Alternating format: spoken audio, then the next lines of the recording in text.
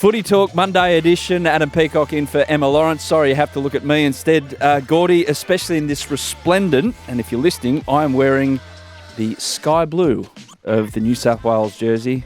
Fits quite snugly, probably too snugly after the weekend, Gordy. And you're in your maroon, of course. Mate, I rang Mum yesterday, right, because I'm a fan, right? So first of all, I was a fan watching Origin, then you become a player, but I'm back to being a fan. I don't think I'm a player. I think I'm going there like the other 5 million Queenslanders, just without the 2 bottles of rum, basically, what they drink before the game. But my mum found my woolen dress, like pullover, like a V-neck cardigan with the old logo on it. So it's like an old original. So is that the year that you did away with tradition and changed the logo? That's when we wore a grey jersey. Like we just changed our whole colours and went grey and white because the sky blue New South Wales. So what colour are you guys going to be next year? Green? Yeah, you've only got a couple more colours, and we can call you the Wiggles. Yeah, we'll go green. We'll camouflage ourselves just a little bit, and then you just run out to that. No. Anyway, listen, I'm not getting on your state. I just talk about our state. Yeah. And if it annoys you, well, it annoys you. But it was a busy start to the build up with the pain guy, and there was surprises from each. And then since then, I think both states have just battened down the hatches, and that makes kind it of exciting. The jersey debate kind of explains how boring it's been up until Monday morning, and we find out one of the absolute stars of rugby league, one of the strike weapons for New South Wales, Latrell Mitchell, is out. God. Your reaction, Gordy, as a proud Queenslander. Yeah, he's gone. Yeah, I thought you were joking. He's done the baby cow, the calf. It's gone. Twanged it. Wow. So, twanged it, I should say. So, he's out and Stephen Crichton's in. Does that make you happy as a Queenslander this morning? No, not really. No? Don't care? No. I'm going to the pub after this to celebrate. Make me happy. You got your toddler next. Is he coming with you? Queensland, beautiful one day, perfect the next. And now, do you know what? It's sad for New South Wales because Latrell, obviously last year he went overseas and then he came back, and I remember him, I think he played against the Bulldogs and he had a wow of a game, and I thought, this guy's back. And he didn't play. And I thought, oh, God, that's so good because they're a totally different side. South Sydney are a totally different side. Anytime Latrell's on the field, anything can happen. So sad news for New South Wales. But Queensland would have been preparing for him, but it's still Crichton's been in great form as well. So they do lose a bit, but it's still a powerful New South Wales side. You got a bit of hay fever or something, do you, using the tissue there?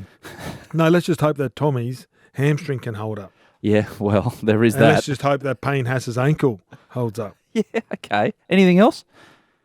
Well, Tavita's only picked to play 20 minutes. Yeah, that's fine. That's all we need to create a bit of havoc. The game goes for 80. Yeah. So that's cool if you think you can beat Queensland in 20 minutes.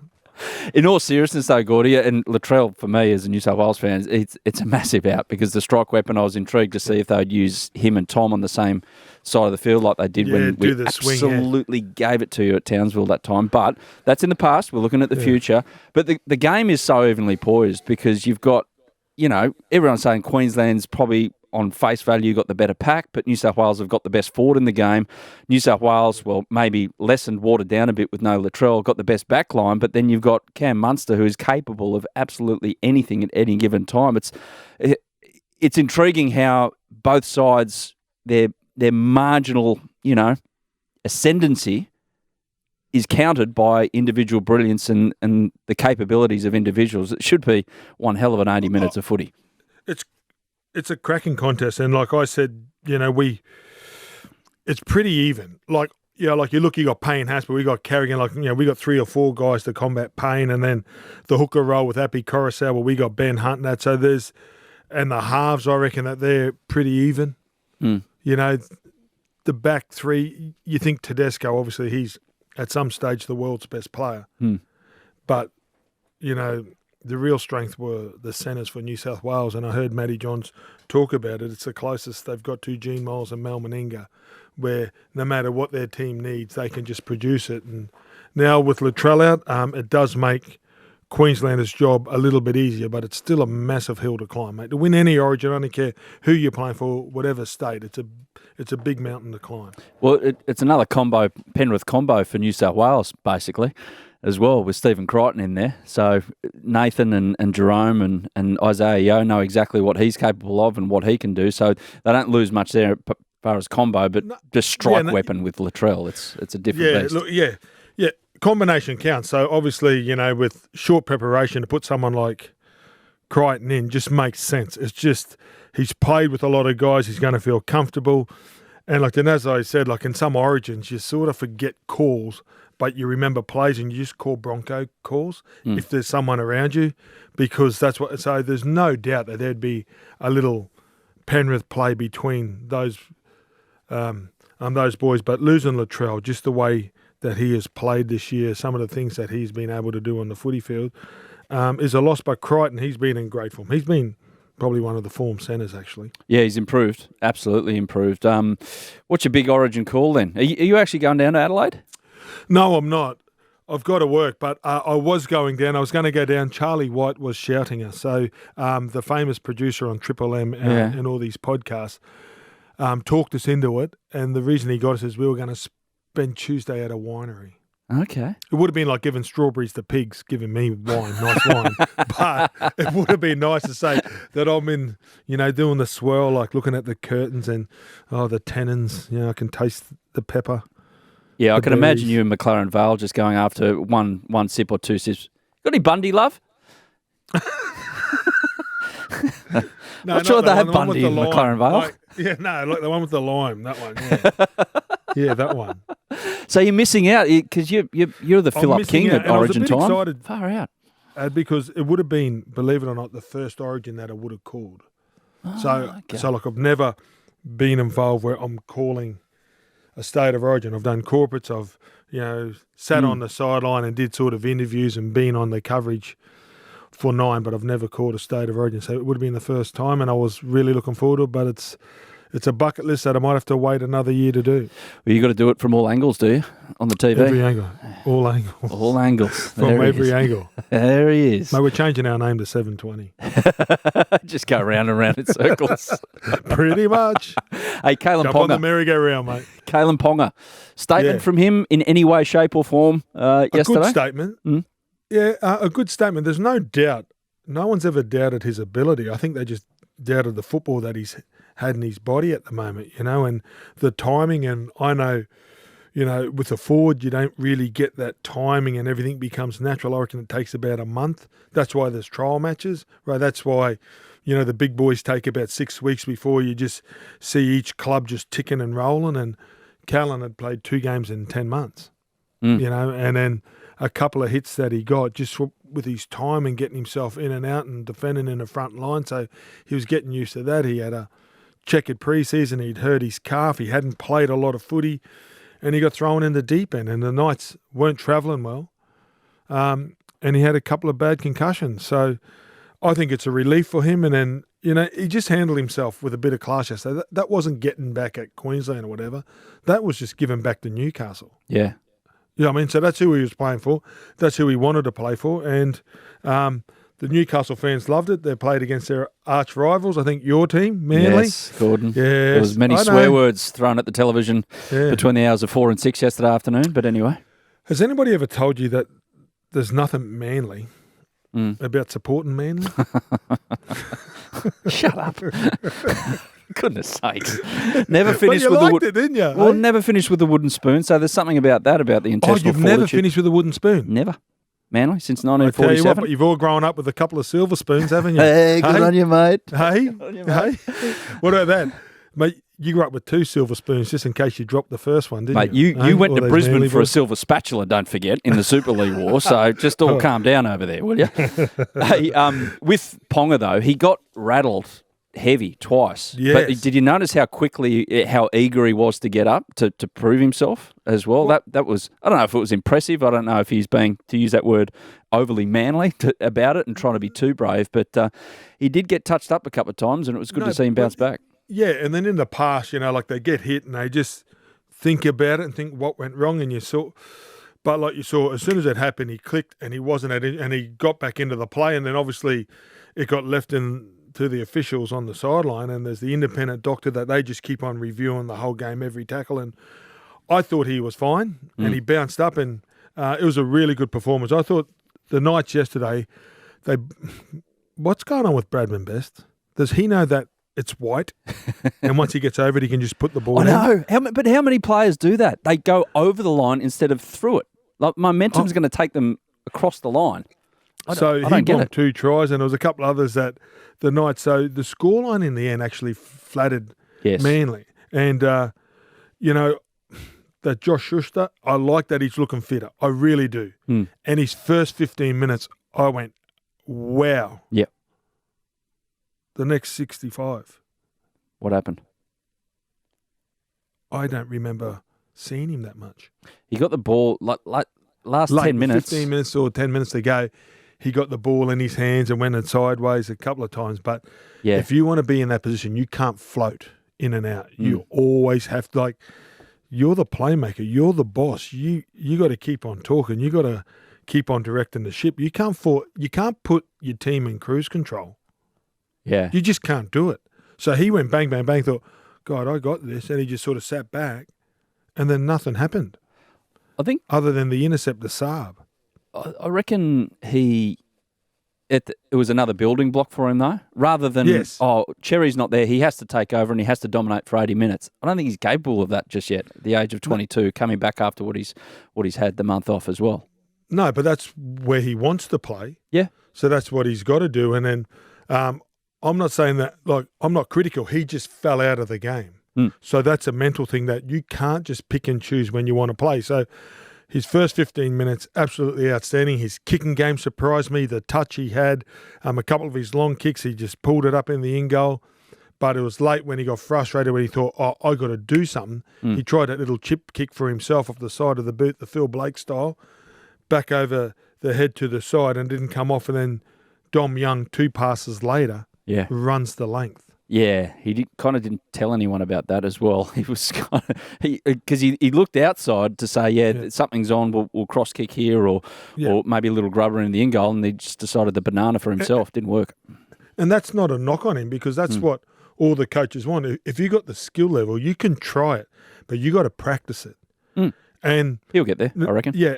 And if you want to put a play on, as what Wayne Bennett and Brian Smith and all our great coaches have always told us, hey, mate, try it, but you make it. If you want to put a play on, you just make the play. And he tried it. It didn't make, but then his effort after that was, but he's learning. I love his skill level. He's just got to do more of it. Origin, let's go back to that. Is 10 days too long? There's murmurs up there that that's a ridiculous statement. It's probably coming from Clubland. They don't want their players. There's a little murmur that they come back out of condition because they've had 10 days of taking it easy before the biggest game of their lives. Yeah. What do you reckon? Yeah, I get that. Tell the clubs to shut up. Seriously. Some of the greatest moments of your life have been spent in those 10 days, no doubt, Gordon. No. Socially. You actually, if I'm coaching, just say I'm at the Titans, I would love 8 of our guys to go in camp. I would love to be playing that good that you got 8 Origin players. Yeah. They come back better players. They're playing with better guys. Someone that's gone on a World Cup and they go over there for 6 weeks or 8 weeks to play with the Socceroos, do they go back better players? I got you. After having that experience? Yeah. Yeah, right. So, there's a bit of downtime and they might lose a little bit of conditioning, right, like they do. But that's not hard to give them, 20 minutes extra for the, for the months leading out. You know what I mean? It's May as well. They're as fit as they're going to be, surely at this stage of the season. Yep. They're not going to get fitter. From my experience, the experience that I got watching Mel Meninga get dressed for his last series, Alan Langer, the Gary Larsons, the true professionals, the Billy Moores, and then I played my last one with Cameron Smith. You know what I mean? Like a young guy coming in. So the experience that I got out of hanging out with 17 of the best footballers, and when you go on a tour, like to England, and you're playing with the Andrew Johns, the Brad Fittlers, the Laurie Daly's, the Bradley Clydes, wow. You come back a better player just by sitting and talking to those guys and picking their brain. Who, the guys that you played Origin with for Queensland, who were the ones that or the one that surprised you about how intense they were in the day. I'd imagine day 1, 2, 3 of camp, there's not much intensity about the joint, but you get to the Monday before the Wednesday game and things change, personalities change. Did you notice that about any of the greats? Yeah, there's just a switch. Yeah, I mean, like Alan Langer, right? You see him and he's joking, right? So my first ever Origin. So you're sitting there. It's in Melbourne. It's on June 6, 1994. Represent. And basically, we're in Melbourne. I've had the greatest week. Wally Lewis is the coach. Mel Meninga's the captain. And Alf was the best player in the world at the moment. He just won the 92, 93 grand final. We're sitting there in 94. He's our best player. He was going to get everything happening for Queensland. The 2-minute warning bell goes and he starts spewing. And at that moment, I just realised I'm not ready for this. Like that moment just clicked in my brain that it's serious. So Alf, for joking around at training that, he knew that he had to be ready at that moment. And I didn't realise it's the nerves. That there is that's the pressure he puts on himself internally to perform for his teammates, that he didn't want to let us down, that he just sits there and he just started spewing. And I had a brand new pair of Nikes on and I tried to move it away from the spew and he got it all over my brand new Nikes. Lime green all of a sudden. And I'm looking there, but you're about to play Origin. You can't be worried about a boot, you know what I mean? So then I got up and I went into the bathroom and just wiped it off, got a bit of toilet paper and wiped it off. But like then how'd you go when you got out there? Okay. It wasn't the finest moments, but yeah, I just knew then that when you play with people and you see in their eyes and their face change, and then someone like Gary Larson, that was just a true professional. Shane Webke was it every day. There's no one that trained every single second and every single moment like Shane Webke. And then you get someone like Marty Lang, who was as serious off the field as he was on. Like, mate, he'd get on the bus and it's like he just wanted to eat you. It's like, Marty, it's okay. The footy's not there until, Wednesday night at 8 o'clock. What are you talking about? What are you looking at? It's all right, Marty. So everybody would carry themselves different. And someone like Trevor Gilmore said that could joke, but as soon as it come to game time, like then they're the guys, like the ones that have the switch, because you see that they're enjoying the week. They're still doing the work. They're making their work enjoyable. But they can go whack. And there's some people that can't do it, that need to train hard all the time, Marty Lang and Shane Webke, and they don't have a switch because they can't switch it on and off. So they're the ones that you just stay away from.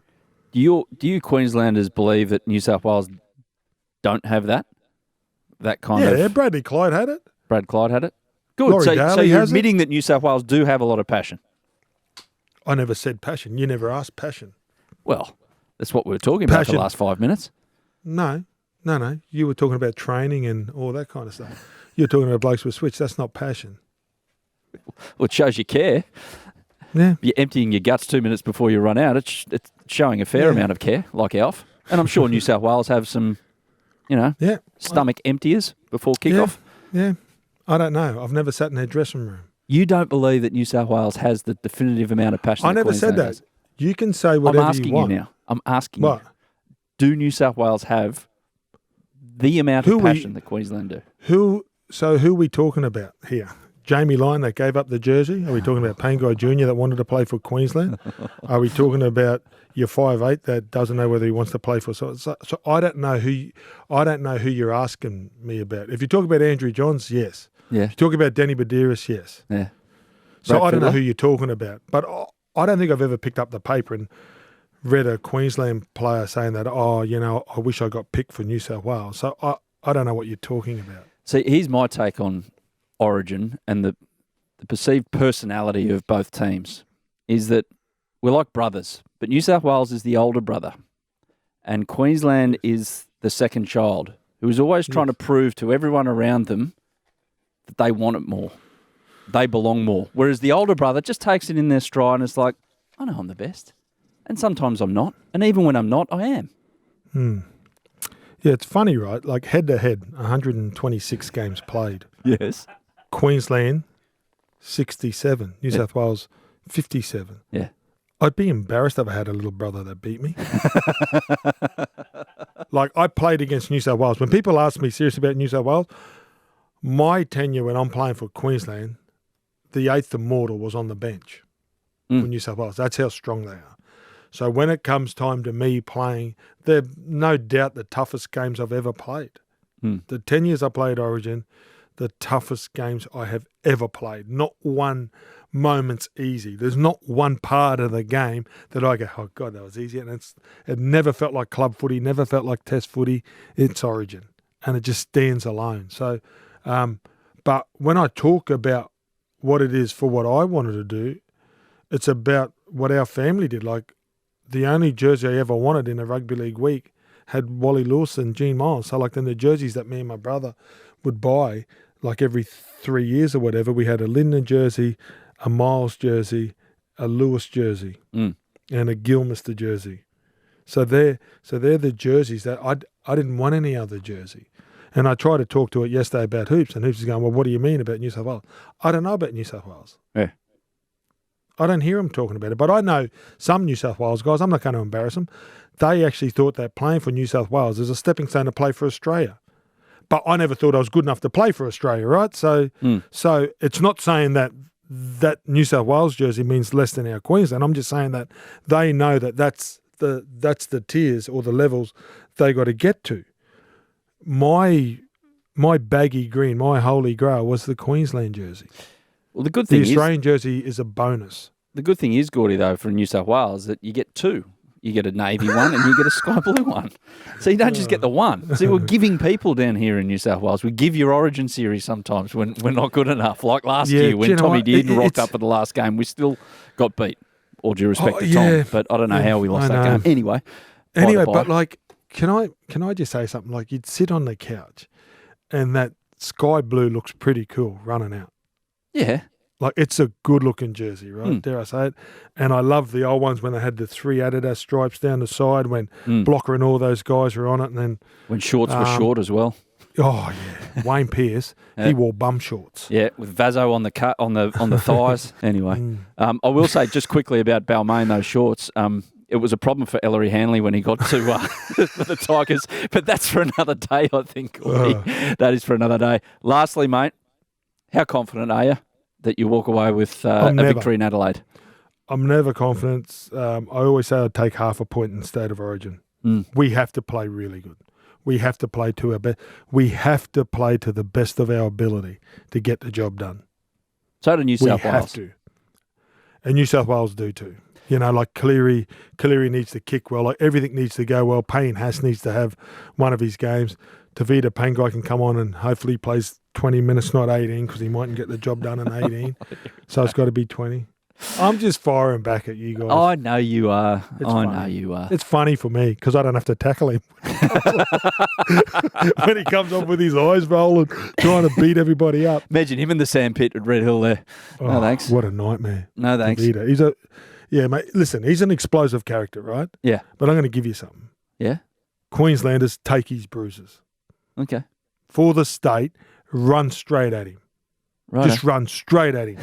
Tino, Flegler, Lindsay, Carrigan, your back rowers, grab the ball, go straight at him, make him do 12 tackles in the first 5 minutes he's on. Make him do 20 tackles.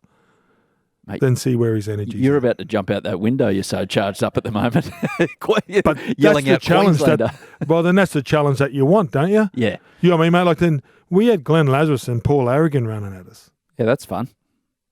You know? They cared. That was a nightmare. Lazo would just run at you and just turn his body, and it's like, take 8 of us just to roll the big fella onto his back. May the best team win, Gordy. We'll leave it there for Footy Talk Monday edition. Good luck to Queensland. Good luck to New South Wales. Enjoy the game, mate.